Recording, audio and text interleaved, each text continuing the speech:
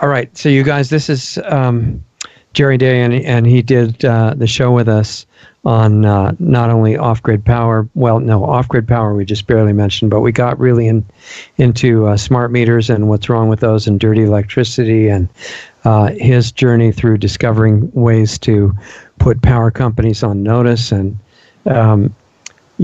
set yourself up to have a little bit more recourse if they cause a problem at your house.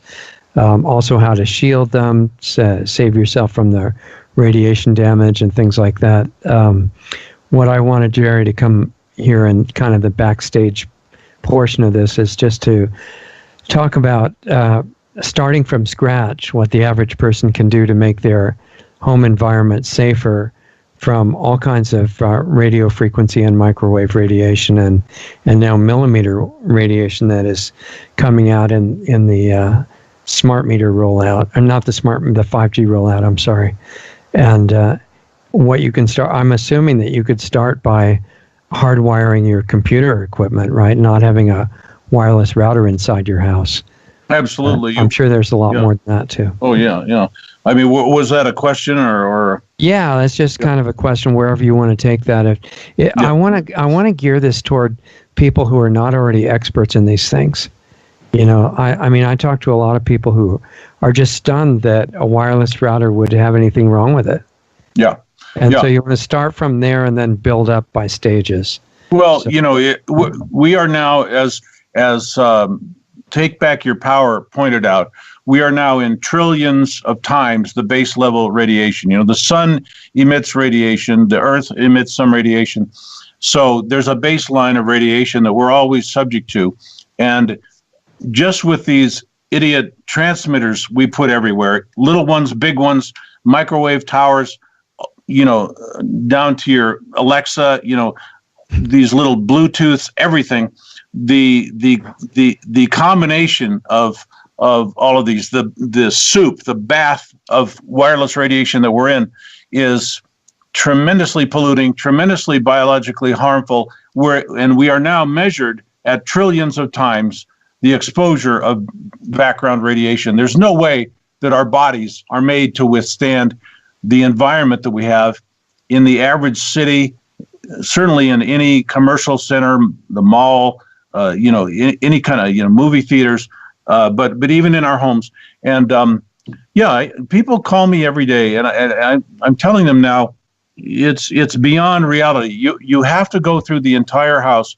If you want to protect your health, your children, whatever, you go through the entire house and eliminate every wireless device, and then get a scanning meter and see if your neighbor's Wi-Fi is polluting your environment. In apartment houses, this is very common, and try to cut that down as much as you could. If you eliminated everything in your house that transmits anything, and that includes smart appliances you may not even know are transmitting. Nowadays, they're everywhere. They're all happy about the Internet of Things. That means they're sticking transmitters everywhere. If you eliminated everything from your house, you would still have probably trillions of times the exposure of background radiation. So why make it worse? Why kill yourself? In other words, just because there's smog in the air, you shouldn't start smoking. Right. And a lot of people walk around wearing these. Go ahead. I'm sorry. Stopping smoking helps. Well, that's what I mean. Even if there's smog. Yeah, exactly. Yeah. And people are walking around wearing these Bluetooth things on their ear. Yeah. Well, they tell you that it's less. It is less. That if you have a cell phone on your ear, that's probably 100 times the radiation of a Bluetooth. Right. But the Bluetooth is attached to you and going constantly, and they do say that there's damage from that. You can read it on a thermograph. Yes. So yeah, you don't want wireless. And I know it's massively convenient. It's given us the most exciting gadgets and tools and devices ever existed in the world historically. And we're addicted to them. You see people glued to their cell phones. I remember from years ago just watching someone walking down the street with a cell phone, totally engrossed. The type of people on YouTube you see walking right into fountains. Right. That was a good one. Right. And I saw the expression on this woman's face and she was going through every emotional thing, laughing, crying, sad, happy. And you say, a device that you can hold in your hand that can do that to you is going to be tremendously addictive socially and psychologically.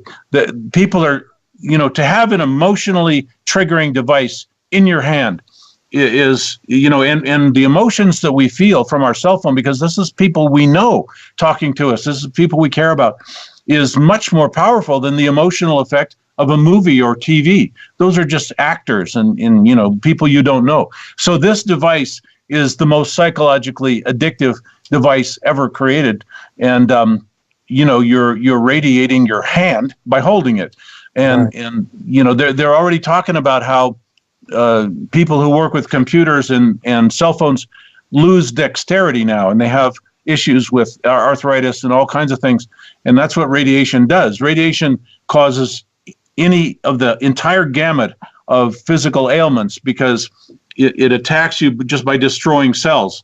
Right. So, it could cause anything. So yeah, definitely, it's very hard, and I don't usually tell people, get rid of everything. It's just impossible. You can't even function nowadays if you don't have a cell phone. I have a flip phone, an old flip phone. Yeah. No smart, no apps, no nothing, the minimum, and, it gets me by. And, it's clumsy and cheap and stupid. And, even that I don't want to hold in my hand. I'm, get in the car, I just throw it on the seat and try not to, use it. Yeah. But but here I am with knowing this, I'm using a cell phone, I don't preach about, to people about what they can and can't do. Everybody's got a different lifestyle. Everybody's got a different needs in terms of their communications. And if you're in business, you have to be in touch and, all that. You can put it on a table or a surface and put it on speakerphone, though, right? Speakerphone or the air tube is very good, where you have an air tube from your ear to I think to the device. I don't have one because I'm always using speakerphone, and I actually have modeled my life to not utilize the cell phone any more than I have to. So I don't bother with it. But the air tube, if you have the wired earphone, you're getting radiation.